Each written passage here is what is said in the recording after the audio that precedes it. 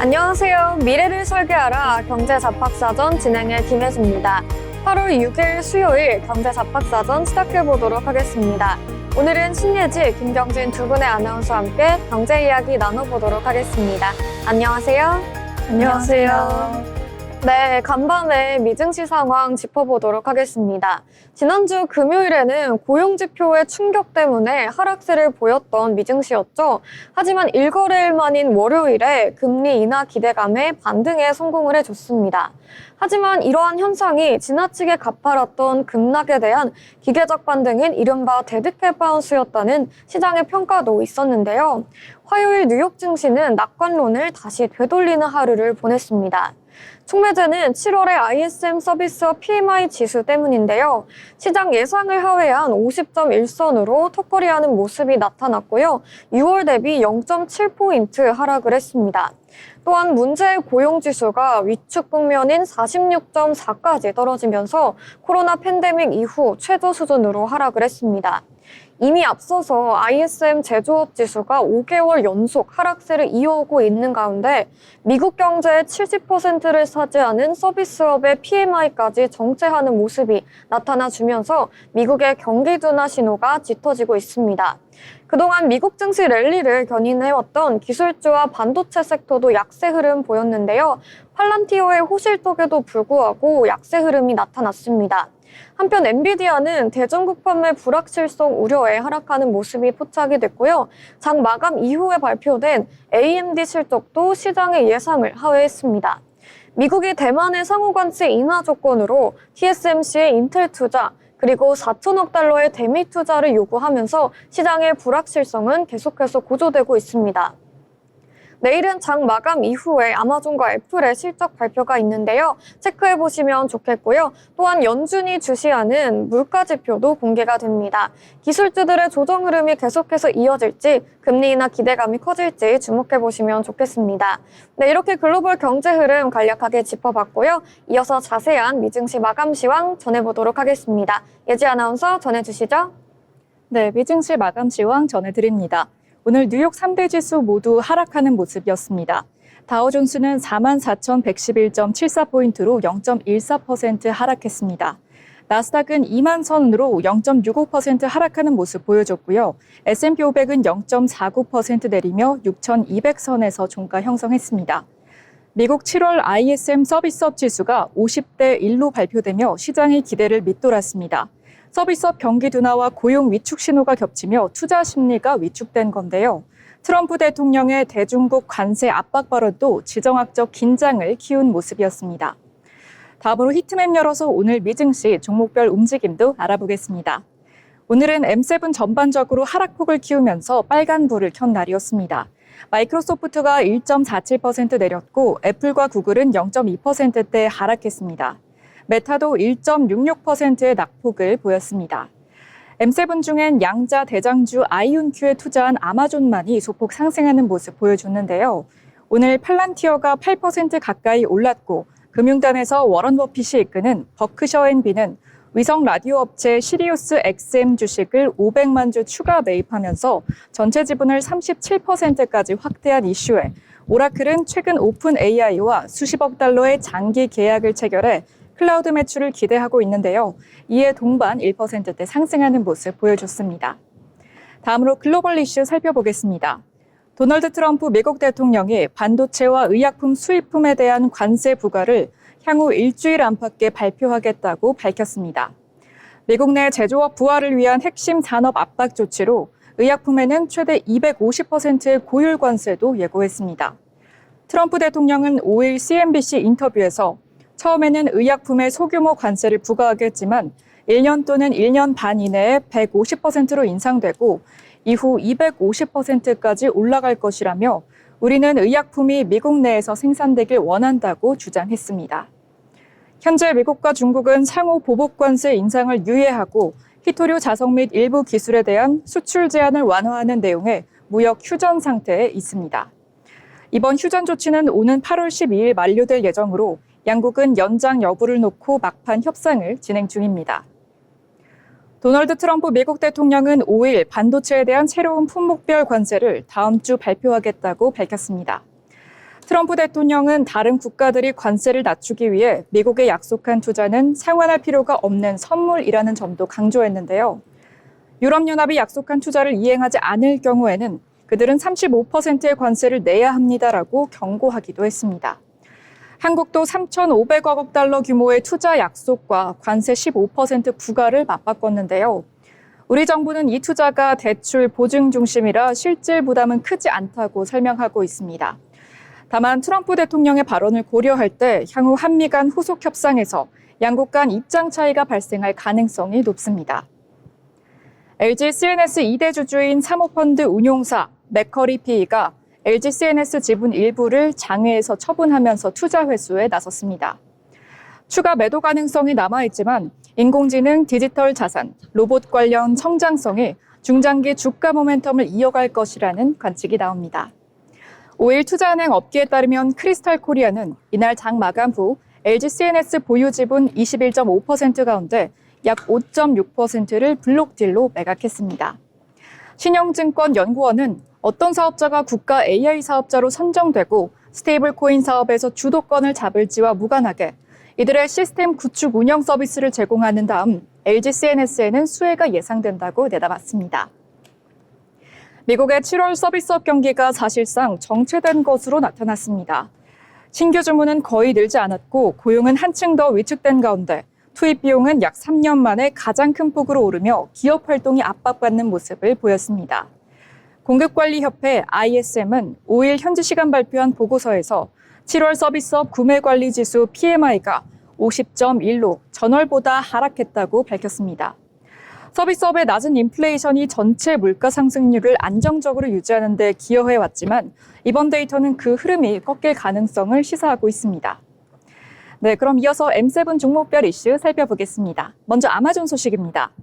아마존이 양자 컴퓨팅 스타트업 아이온큐의 지분을 3,670만 달러 규모로 보유하고 있다는 사실이 공개되면서 주가가 상승세입니다.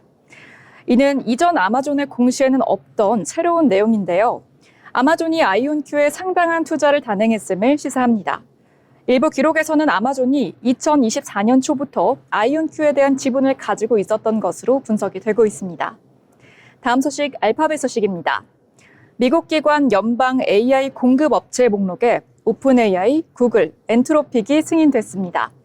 트럼프 행정부가 연방기관의 AI 사용을 늘리는 것을 목표로 함에 따라 미국 정부의 중앙구매부서가 화요일 오픈AI의 챗GPT, 구글의 제미나이 및 엔트로픽의 클라우드가 승인된 AI 공급업체 목록에 추가됐다고 밝혔습니다. GSA의 조치는 승인된 AI 도구를 정부기관이 계약 조건이 있는 플랫폼에서 사용할 수 있음을 의미합니다. 다음 소식 테슬라 소식입니다. 테슬라의 일부 주주들이 테슬라와 일론 머스크를 CEO를 상대로 로보택시 사업 관련 증권 사기를 주장하는 집단 소송을 제기한 것으로 알려졌습니다. 테슬라의 일부 주주들이 테슬라와 일론 머스크 CEO를 상대로 로보택시 사업 관련 증권 사기를 주장하는 집단 소송을 제기한 것으로 알려졌습니다. 오늘장 이슈가 되었던 특징주 살펴보겠습니다. TSMC 소식인데요. 대만 반도체 대기업 TSMC의 2나노미터 최첨단 생산 기술이 외국 장비업체에 유출된 정황이 드러나면서 현지 당국이 수사에 착수했습니다. TSMC 직원 3명이 체포됐으며 일본 반도체 장비업체인 도쿄 일렉트론도 수사 대상에 포함된 것으로 전해졌습니다. 일본의 국가 프로젝트에 해당하는 신생기업 라피더스가 현재 2나노 양산 준비를 진행 중이며 수사 대상이 된 장비 제조업체인 도쿄 일렉트론이 신생기업의 장비 공급처이기 때문에 TSMC의 기술이 도쿄 일렉트론을 거쳐 라피더스로 흘러갔을 가능성이 거론되고 있습니다. 네, 이렇게 미증시와 M7 종목별 이슈 살펴봤는데요. 전반적으로 오늘 미증시는 서비스업 경기 둔화와 고용 부진, 그리고 트럼프 대통령의 반도체, 의약품 관세 경고로 인해 투자 심리가 크게 위축되는 모습 보였습니다. 특히 ISM 서비스업 지수가 50.1로 발표되며 경기 확장세가 꺾였다는 해석이 나오고 있는데요. 기술주 중심의 나스닥이 상대적으로 큰 낙폭을 보이는 모습 보였습니다. 이상 미증시 마감 시황 전해드렸습니다. 네, 미증시 마감 시황 짚어주셨습니다. 간밤에 뉴욕 증시는 서비스업의 경기 둔화로 하락하는 모습이 나타났습니다. 오늘 우리 국내 시장에 어떠한 흐름이 이어질지 저희와 함께 살펴보시면 좋겠습니다. 이어서 저희는 기업에 대해 알아보려고 하는데요. 경진 아나운서 전해주시죠. 네, 여러분 가다질이란 백신 한 번쯤은 들어보신 적 있으시죠? 요즘은 백신이 일상이 됐고 암 치료제 같은 신약도 자주 뉴스에 나오는데요. 그런데 여러분 이 약을 만드는 회사 궁금하셨죠? 오늘 제가 소개해드릴 기업은요. 전 세계에서 항암제랑 그리고 백신으로 유명한 기업입니다. 바로 미국의 제약사 머크입니다. 머크는 1891년 미국 뉴저지에서 설립되었고 지금은 전 세계적으로 제약 및 백신 시장을 선도하고 있습니다. 2024년 기준 매출은 약 연간 300억 달러 이상, 그중 키트루다 면역 항암제로만 약 295억 달러, HPV 가다실 백신으로 약 85억 달러를 기록했죠. 직원수와 본사는 미국이지만 MSD라는 이름으로 세계 각국에서 활동하고 있습니다. 머크의 사업은 크게 4가지로 나뉩니다. 먼저 종양학 분야인데요. 대표적인 치료제가 바로 키트루다입니다. 이 약은 면역 항암제로 세계적으로 유명하고요. 머크 전체 매출의 절반 이상을 차지할 만큼 비중이 큽니다. 두 번째는 백신입니다. 우리가 잘 아는 HPV 백신 가다실이 대표적이고요. 2024년 한 해 동안 이 백신 하나로만 약 85억 달러어치가 팔렸다고 합니다. 가다실 외에도 MLR 백신, 폐렴구균 백신, 로타바이러스 백신 등 우리가 일상에서 꼭 맞아야 하는 예방 백신들도 모두 머크의 대표 제품입니다. 세 번째는 동물 건강 분야입니다. 가축과 반려동물을 위한 백신이나 치료제도 따로 개발하고 있는데요. 이 분야에서도 수십억 달러의 규모의 매출을 올리고 있습니다. 그리고 마지막 4번째는 입원 환자 치료와 만성질환 치료제입니다. 예를 들어 수술 후에 사용하는 근육이완 해제제, 브리디온, CMV 감염 치료제인 프레미스, 그리고 당뇨병 치료제로 잘 알려진 사누비아 같은 약들이 여기에 포함됩니다. 머크의 뿌리는 독일 머크 그룹에 있었지만 1891년 미국의 독립법인을 설립하게 되었고 이후 1차 세계대전 중 독립하면서 별도의 길을 걷게 되었죠.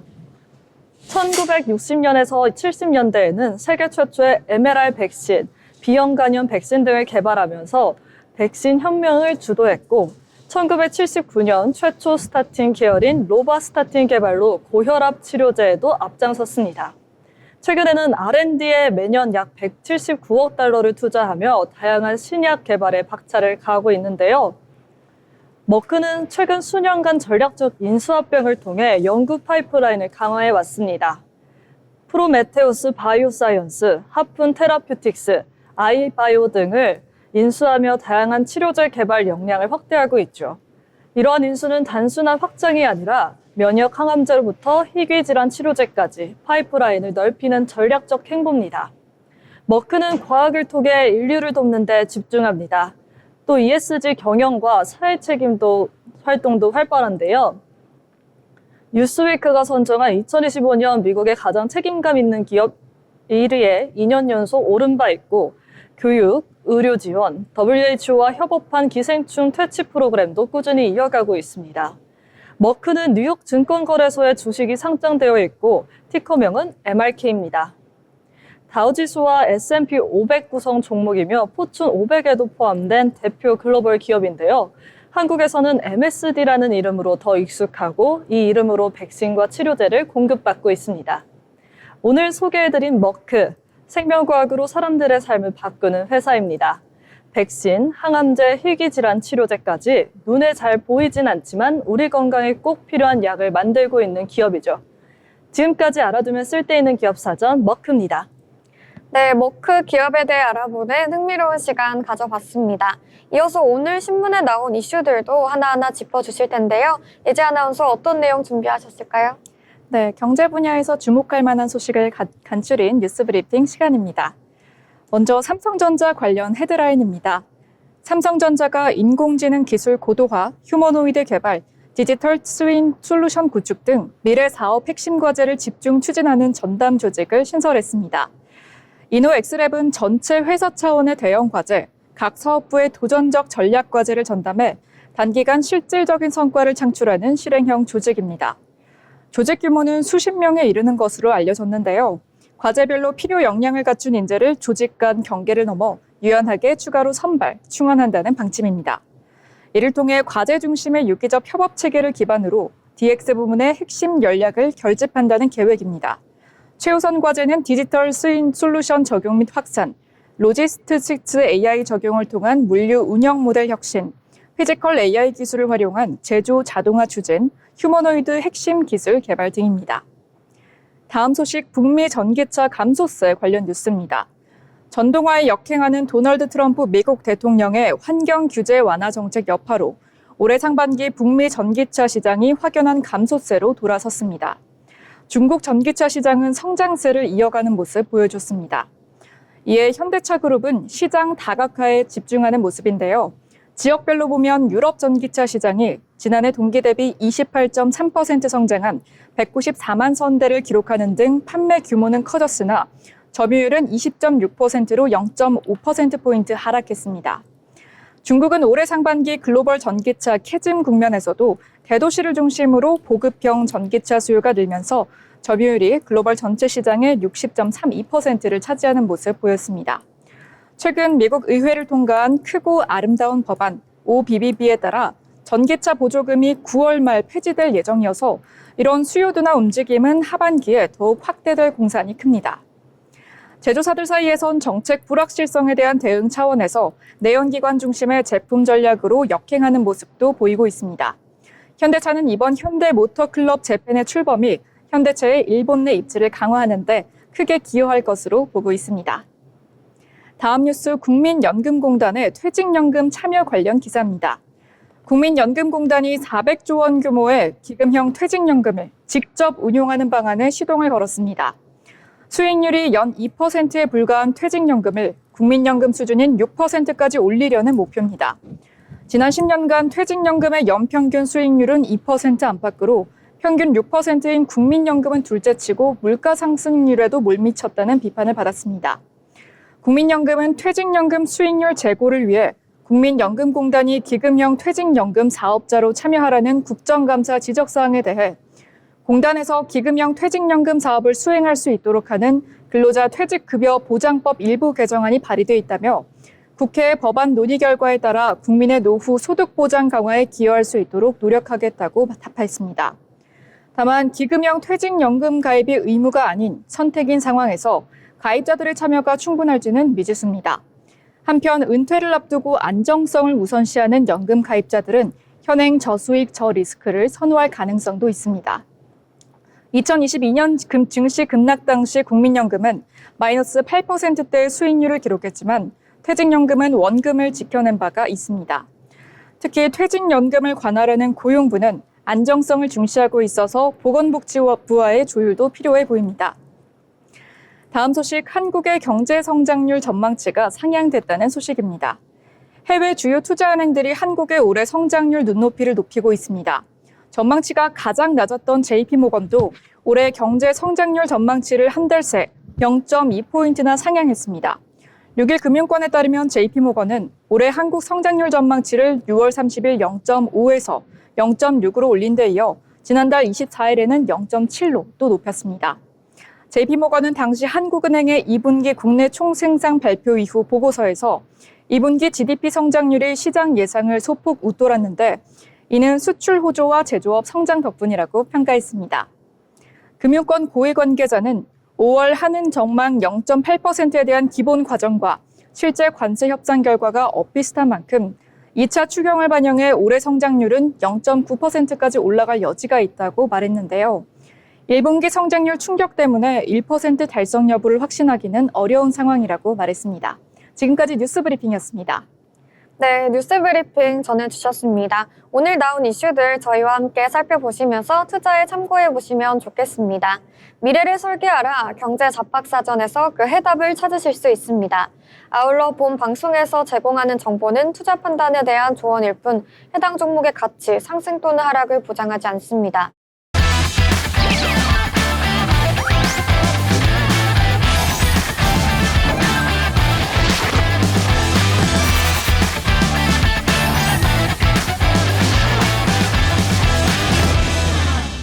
네, 네, 이번 시간은 투자의 고수가 되고 싶은 아나운서들의 경제 이야기, 주식 이야기 나눠보는 시간입니다. 먼저 8월 6일 수요일 국내 증시 마감 상황부터 짚어보도록 하겠습니다. 어제에 이어서 양시장 모두 상승 마감을 해줬는데요. 코스피부터 자세한 지수 분위기 체크해보도록 하겠습니다. 네, 코스피 지수가 관세 리스크를 또다시 마주하면서 하락 출발한 후에 낙폭을 키우는 모습이 나타났는데요. 그래도 장 막판에 상승 전환에 성공을 해주면서 소폭 상승 마감을 해줬습니다. 0.00% 보합권으로 마무리가 됐고요. 3,198선에서 마무리가 됐습니다. 자세한 수급 상황도 체크해 보겠습니다. 외국인과 기관이 매도 포지션 보여줬는데요. 외국인이 675억 원, 기관이 543억 원 팔아냈습니다. 반면에 개인이 475억 원 순매수하는 흐름이 나타났습니다. 이어서 코스닥의 흐름도 살펴보겠습니다. 코스닥 역시 장 초반에 하락하는 모습이 나타났습니다. 약보합권에서 움직이다가 상승 전환해주는 모습이 나타났는데요. 장중 최고 803포인트까지 올라주면서 장 후반으로 갈수록 상승폭을 확대해줬습니다. 상승 마감을 해줬는데요. 0.61% 상승해주면서 803포인트의 거래를 마쳤습니다. 자세한 수급 상황도 체크해 보겠습니다. 개인과 외국인이 순매도하는 모습이 나타났는데요. 개인이 790억 원, 외국인이 25억 원 매도해줬습니다. 반면에 기관이 792억 원 담아내주면서 지수의 상승을 이끌었습니다. 이어서 시가총액 상위 종목들의 흐름도 살펴보겠습니다. 네, 먼저 코스피입니다. 전반적으로 시총 상위 종목들이 파란불을 켰는데요. 삼성전자는 역시나 7만전자를 지키지 못하고 오늘은 1%대 낙폭을 보여줬습니다. 트럼프 대통령이 관세 리스크에 대한 발언이 계속해서 이어지자 반도체주들 오늘 하락하는 흐름이 나타났는데요. SK하이닉스도 1.9%, 2% 가까이 낙폭을 보여주면서 25만 8,500원에 종가 형성했습니다. 26만 닉스를 지키지 못하는 흐름이 나타났습니다. 반면에 금융주와 두산에너빌리티, HD현대중공업은 상승해주는 모습이 나타났습니다. KB금융은 3% 가까이 상승해주면서 11만 5,600원의 종가 형성을 했습니다. 이어서 코스닥의 흐름도 살펴볼까요? 네, 코스닥은 전반적으로 혼조세 보였습니다. 어제 2차 전지가 강세 흐름 보여줬는데요. 에코프로비움의 호실적에 급등하는 흐름이 나타났습니다. 오늘도 계속해서 상승 마감을 해주는 모습인데요. 에코프로비움은 1.11% 상승해주면서 12만 5,900원의 종가 형성했고요. 반면에 에코프로는 0.38% 소폭 하락을 했습니다. 5만 1,900원의 거래를 마쳤습니다. 네, 오늘 코스닥 시장에서 리가켄바이오의 급등이 눈에 띄는데요. 7.86%, 8% 가까이 상승해주면서 14만 9,500원의 종가 형성을 해줬습니다. 네, 이렇게 코스닥의 흐름까지 살펴보면서 국내 증시 마감 상황 정리해드렸습니다. 이어서 저희는 오늘 시장에서 특징적인 종목들 하나하나 짚어보겠는데요. 먼저 첫 번째 특징주 예지 아나운서 전해주시죠. 네, 오늘의 특징주 전해드립니다. 오늘 특징주는 건설 섹터에서 강세를 보였는데요. 바로 한미글로벌입니다. 글로벌 건설 사업관리 기업인 한미글로벌이 강세입니다. 해외 원전 사업에 처음 진출한다는 소식이 영향을 미친 것으로 보이는데요. 한미글로벌은 이날 루마니아의 체르나보다 원자력 발전소 1호기 설비 개선, 인프라 건설 사업 PM 용역을 수주했다고 밝혔습니다. 지난해 12월 한국 수력 원자력 한수원은 루마니아 원자력 공사와 체르나보다 1호기 설비 개선 사업을 계약 체결했습니다. 한미글로벌은 한수원으로부터 이 프로젝트의 인프라 건설 부문에 대한 PM 용역을 수주했습니다. 이번 프로젝트는 1996년 상업 운전을 시작해 사용 연한이 도래한 원전의 수명을 30년 연장하기 위한 설비 개선 사업입니다. 한미글로벌은 한수원으로부터 이 프로젝트의 인프라 건설 부문에 대한 PM 용역을 맡습니다. 용역비는 약 100억 원 수준입니다. 이 프로젝트는 한국 수력 원자력과 캐나다의 캔두 에너지, 이탈리아의 안살도 뉴클리어로 구성된 EPC 컨소시엄이 수행합니다. 이 중 한수원은 한전 KPS, 두산 에너빌리티, 현대건설, 삼성물산 등의 국내 기업들과 팀 코리아를 구성해서 주기기와 보조기기 교체 등 시공 전방과 방사성 폐기물 저장 시설과 같은 주요 인프라 시설의 건설을 담당하게 됩니다. 한미글로벌은 2022년 원전 건설 사업에 참여 경험이 있는 영국의 PM 전문 기업 워커사임을 인수하고 지난해 전담 부서를 신설하는 등 원전 사업 진출을 착실히 준비해 왔습니다. 이번 프로젝트를 계기로 향후 영국과 유럽 등 글로벌 원전 프로젝트에서 요구하는 선진적 PM 체계를 더욱 정밀하게 구축해 나간다는 방침입니다. 한미글로벌은 유럽은 물론 중동과 아시아 등지로 원전 생애주기 전반에 걸친 다양한 비즈니스 모델로 사업 영역을 확장해 나갈 거라고 말했습니다.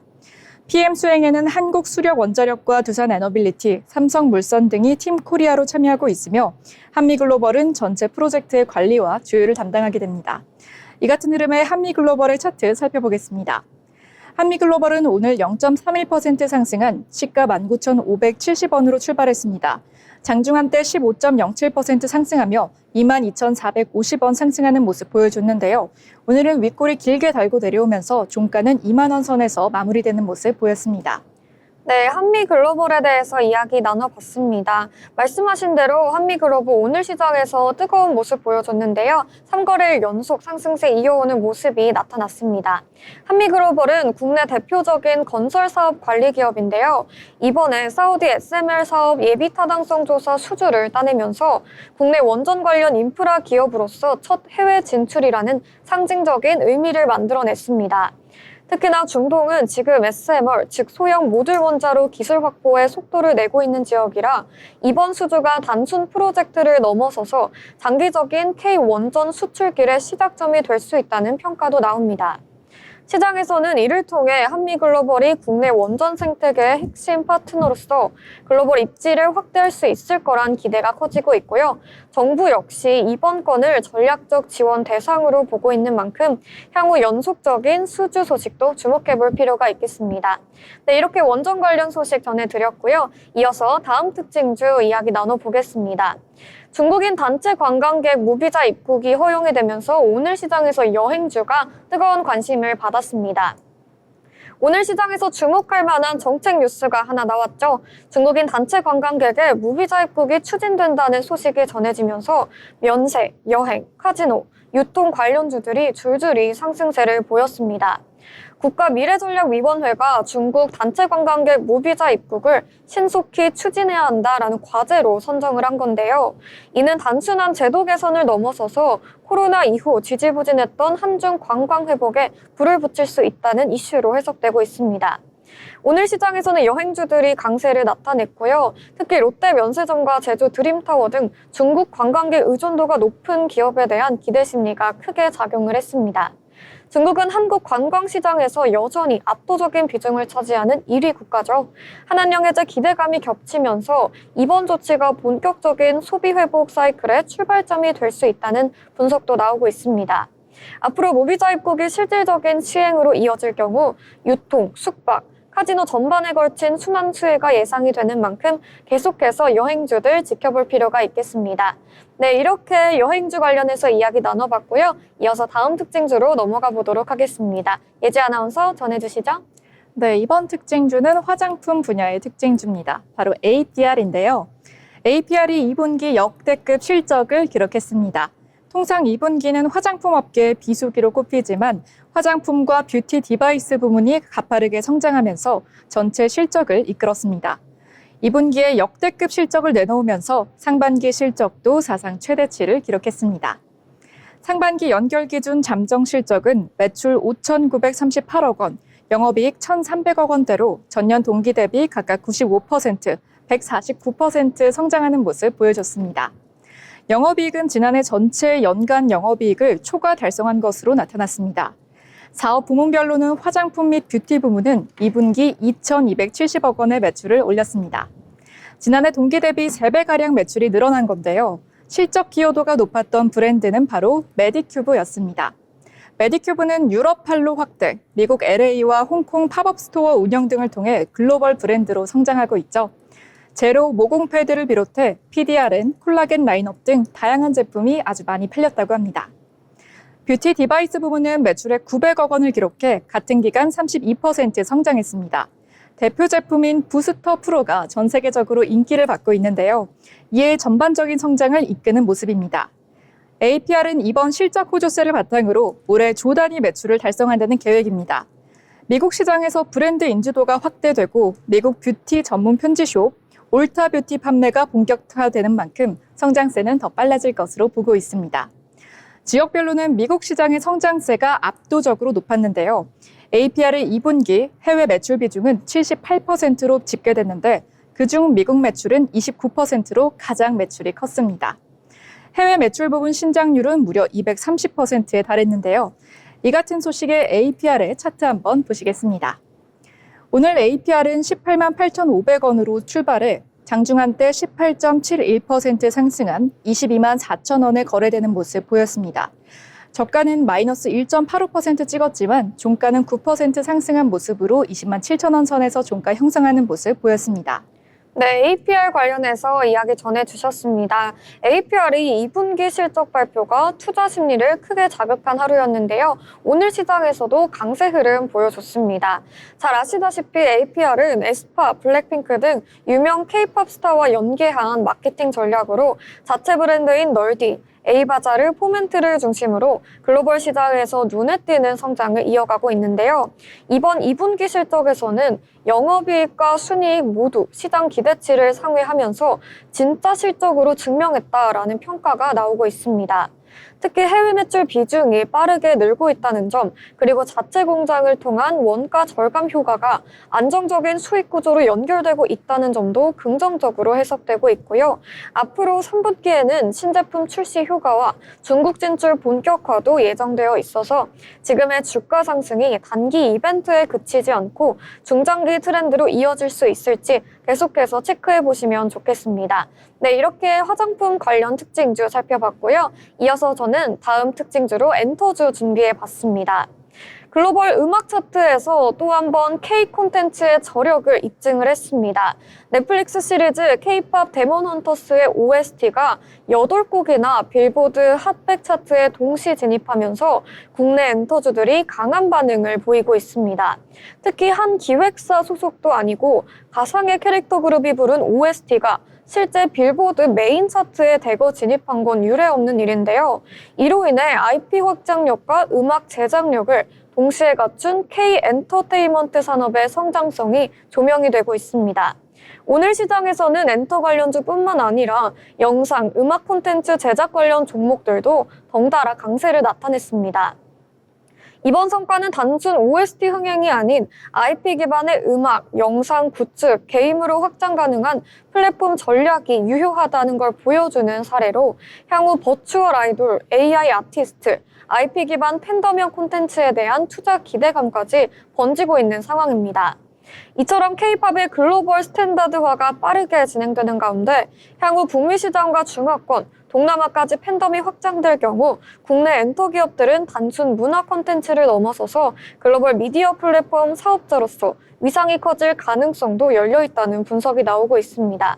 네, 이렇게 엔터주 관련해서 정리해봤고요. 이어서 마지막 특징주로 넘어가 보도록 하겠습니다. 예지 아나운서 전해주시죠.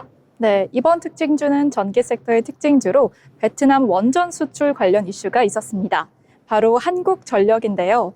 한국전력공사 주가가 강세를 보이면서 장기 박스권에서 벗어나고 있습니다. 한국전력공사가 베트남과의 원자력 협력 강화에 본격 나서면서 K 원전 수출 확대의 포문을 열면서 주가에 훈풍을 불어넣고 있는 것으로 분석되고 있습니다. 올여름 기록적인 폭염과 산업계 전력 수요가 겹치며 7월 전력 사용량은 사상 최대치를 기록했고 국내외 전력 안정화 과제가 동시에 부각되고 있습니다. 한국전력은 최근 베트남 산업통상부와의 고위급 실무 협의를 통해 원자력 분야 협력 강화에 합의하고 기술 지원과 인력 교류 등 다각적 협력 방안을 추진하기로 했습니다. 베트남은 급속한 산업화를 겪고 있어서 전기가 아주 많이 필요한 국가인데요. 이렇게 베트남은 급속한 산업화에 따라 필요한 전력 수요를 통해서 화석 연료 의존도가 높아서 탄소 중립을 위한 중장기 전략으로 원자력 발전 도입을 적극 검토 중입니다.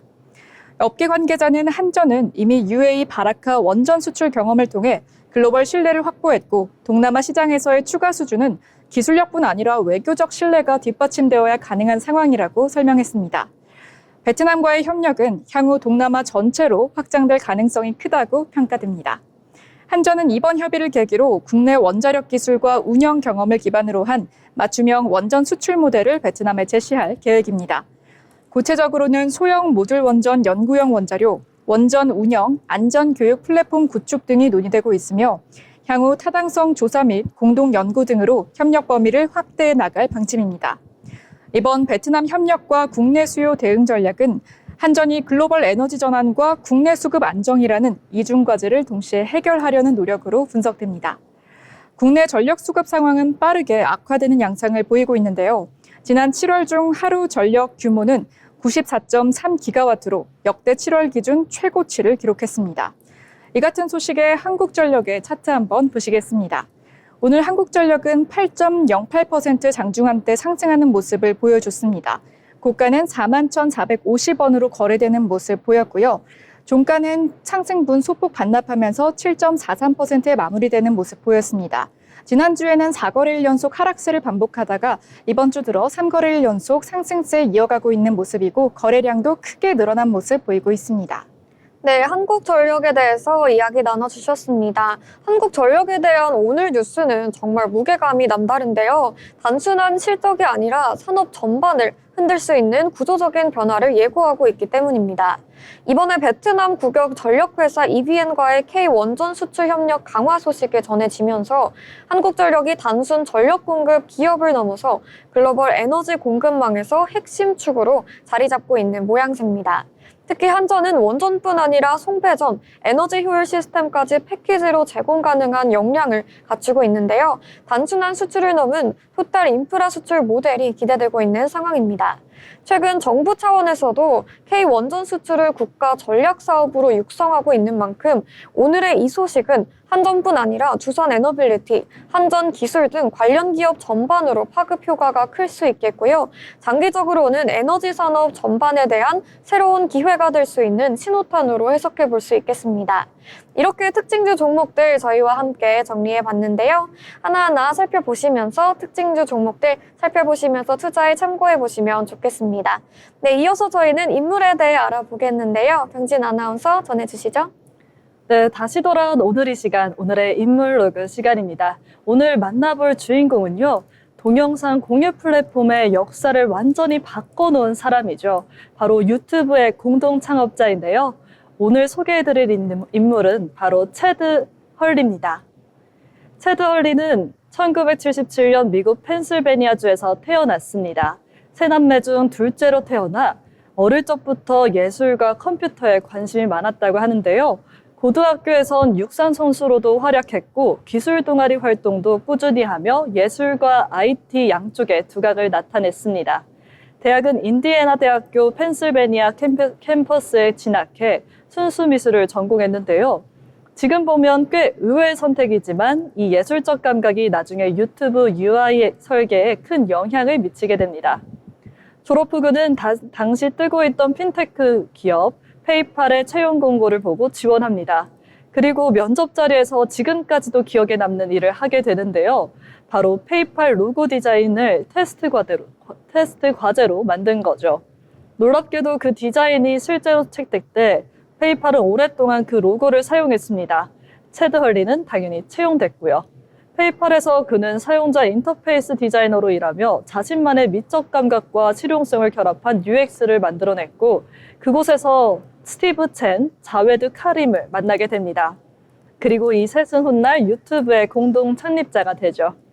유튜브의 시작은 아주 소박했습니다. 2005년 1월 친구들과의 파티 영상을 공유하려고 했는데 이메일로는 파일이 너무 크고 웹에 올리기도 복잡하다는 문제에 부딪혔죠. 그래서 직접 영상을 쉽게 공유할 수 있는 사이트를 만든 게 바로 유튜브입니다. 이 세 사람은 이 도메인을 2005년 2월에 등록했고 같은 해 4월 첫 영상 미에드즈가 올라옵니다. 영상 속 주인공은 공동 창업자 자웨드 카림이었죠. 그로부터 몇 달 뒤 나이키 광고 영상이 유튜브에서 첫 100만 뷰를 돌파했고 세쿼이아 캐피탈의 투자 유치까지 성공하며 유튜브는 빠르게 성장합니다. 그리고 1년 반 만에 2006년 10월 구글이 무려 16억 5천만 달러, 당시로선 엄청난 금액으로 유튜브를 인수하게 됩니다. 이 인수로 인해 체드 헐리는 약 345억 5만 주의 구글 주식을 받았고 가치로 따지면 3억 4천만 달러, 우리 돈으로 약 4,500억 원에 달하는 금액이었습니다. 유튜브는 이제 전 세계 사람들이 매일 찾는 최고의 영상 플랫폼으로 자리 잡았고 체드 헐리는 2010년 CEO 자리에 물러나 자문 역할을 맡게 됩니다. 그가 다음으로 도전한 건 믹스비트라는 앱인데요. 스마트폰으로 짧은 영상을 찍고 여러 개의 클립을 이어 편집할 수 있는 앱이었죠. 당시 인기를 끌던 바인이나 인스타그램과 비슷하지만 최대 256개의 클립을 붙일 수 있는 독특한 편집 기능이 특징이었습니다. 하지만 믹스비트는 큰 성공을 거두지 못했고 결국 서비스를 종료하게 됩니다. 비즈니스 감각이 탁월했던 그는 이후 투자자로 변신합니다. 미국 NBA 골든 스테이트 워리어스, MLS의 LA 풋볼 클럽, 그리고 잉글랜드 프리미어 리그의 리즈 유나이티드 FC에도 투자하며 스포츠 산업에도 깊숙이 발을 들이게 됩니다. 비단 스타트업뿐만 아니라 다양한 산업에 걸쳐 자신의 관심과 자본을 확장해 나가고 있는 거죠. 체드 헐리는 인터뷰에서 유튜브는 사람들이 자유롭게 표현하고 연결되도록 만들고 싶다고 말했습니다. 그의 디자인 철학은 단순함, 쉬운 사용성, 그리고 연결성입니다. 이런 철학은 지금도 유튜브 곳곳에서 찾아볼 수 있죠. 유튜브는 단순한 영상 플랫폼이 아니라 전 세계 사람들의 생각, 이야기, 감정을 나누는 새로운 공간이 되었습니다. 그리고 그 출발점엔 체드 헐리가 있는 거죠. 네, 오늘 만나본 체드 헐리는 예술과 기술, 사용자 경험의 힘을 세상을 바꾸는 플랫폼으로 연결해낸 인물입니다. 거창한 아이디어가 아니라 불편함을 해결해보자는 단순한 출발이 전 세계를 연결하는 플랫폼으로 성장할 수 있다는 걸 그는 몸소 보여줬습니다. 다음 이 시간에도 세상을 바꾼 경제인을 소개해드리겠습니다. 지금까지 체드 헐리였습니다. 네, 체드 헐리에 대해서 이야기 나눠봤습니다. 유튜브 창업자에 대해서 알아봤는데요. 이어서 저희는 투자에 도움이 될 만한 리포트 전해드리도록 하겠습니다. 예지 아나운서 어떤 내용 준비하셨나요? 네, 오늘도 시장 흐름과 투자 인사이트를 한 번에 정리해드리겠습니다. 투자 리포트 시간입니다. 오늘은 대신증권 박현정 연구원의 ETF 분석 보고서를 바탕으로 최근 글로벌 증시에서 핵심으로 부상한 정보기술 섹터에 대해서 알아보겠습니다. 이번 리포트는 특히 세 가지 흐름이 동시에 맞물려 있습니다. 바로 기업 실적, 정책 모멘텀, 글로벌 수급입니다. 이 세 가지가 동시에 한 섹터 안에서 강하게 작동하는 경우는 드물기 때문에 오늘은 이 세 가지 키워드에 초점을 맞춰 정보기술 섹터의 투자 포인트를 정리해 보겠습니다. 이번 2분기 어닝 시즌은 우려와 달리 매우 긍정적으로 흘러가고 있다고 평가되고 있습니다. S&P 기업 가운데 82%가 어닝 서프라이즈를 기록했고 그중 정보기술 섹터가 가장 높은 서프라이즈 비중을 보였습니다. 애플, 마이크로소프트, 구글, 아마존, 메타까지 이른바 빅테크 5대장이 모두 기대 이상의 실적을 발표했는데요. 특히 AI 관련 투자에 대한 방향성이 더욱 분명해졌다는 점이 눈에 띕니다. 예를 들어 구글은 올해 캐펙스, 즉 설비 투자를 850억 달러로 상향했고 메타도 660억에서 720억 달러의 투자 계획을 밝혔습니다. 이는 연초 있었던 AI 과잉 투자에 대한 우려를 잠재우는 신호로 해석됩니다. 또한 애널리스트들은 이번 분기뿐 아니라 3분기 EPS 추정치도 상향 조정하고 있습니다. 보통 분기 초에는 실적 전망치가 낮아지는데 이번에는 오히려 올라갔다는 점에서 시장의 기조가 확실히 다르다는 것을 보여줍니다. 7월 23일 트럼프 행정부는 AI 액션 플랜을 발표했습니다. 이는 바이든 행정부와 달리 기업 중심의 AI 산업 활성화 정책으로 방향을 잡은 것인데요. 자세한 내용은 다음과 같습니다.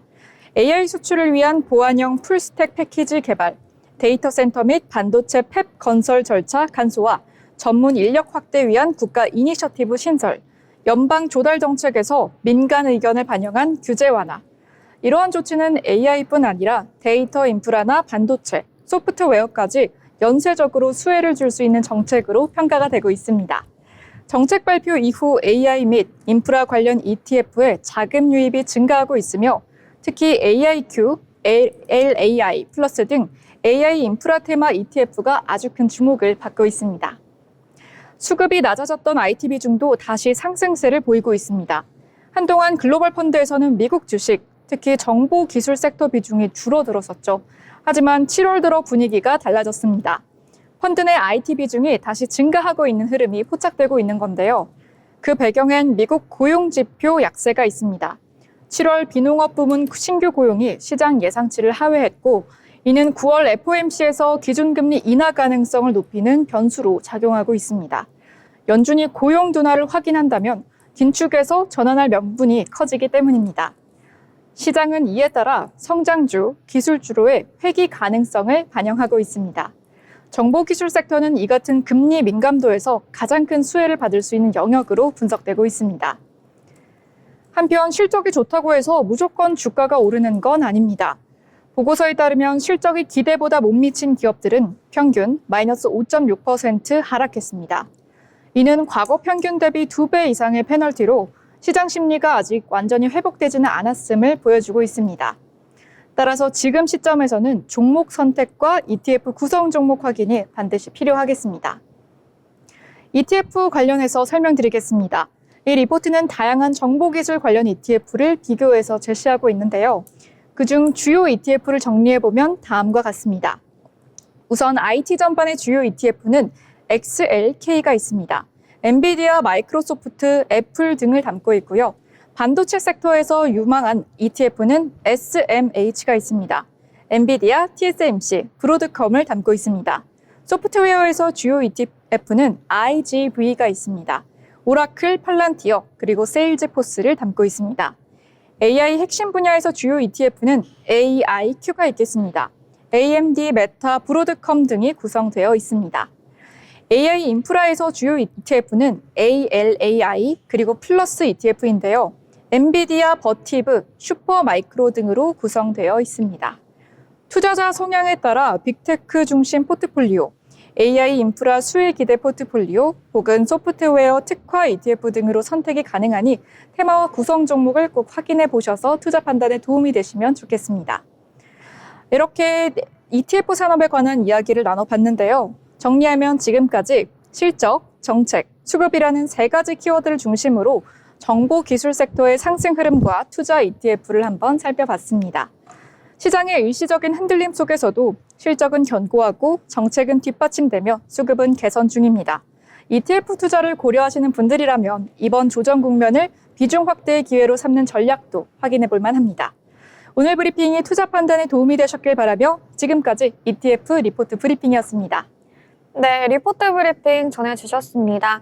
오늘 우리 시장 내일은 어떠한 흐름 이어갈지 저희와 함께 내일도 체크해보시면 좋겠습니다. 아울러 본 방송에서 제공하는 정보는 투자 판단에 대한 조언일 뿐 해당 종목의 가치, 상승 또는 하락을 보장하지 않습니다.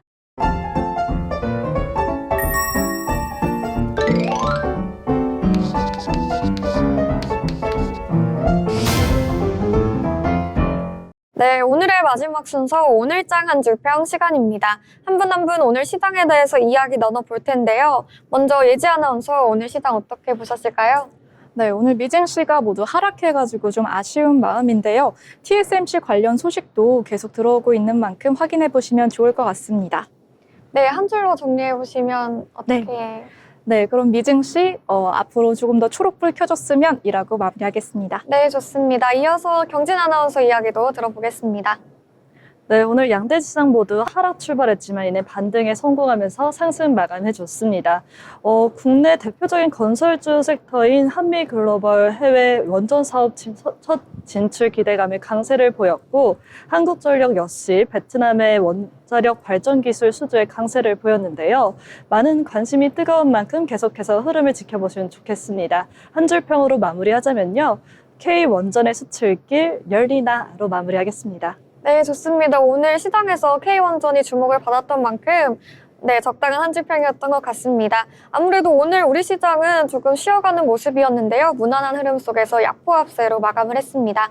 네, 오늘 우리 증시는 쉬어가요 라고 정리를 하면서 방송 마쳐보도록 하겠습니다. 내일도 더 알찬 소식으로 찾아뵙도록 하겠습니다. 시청해주신 여러분 고맙습니다.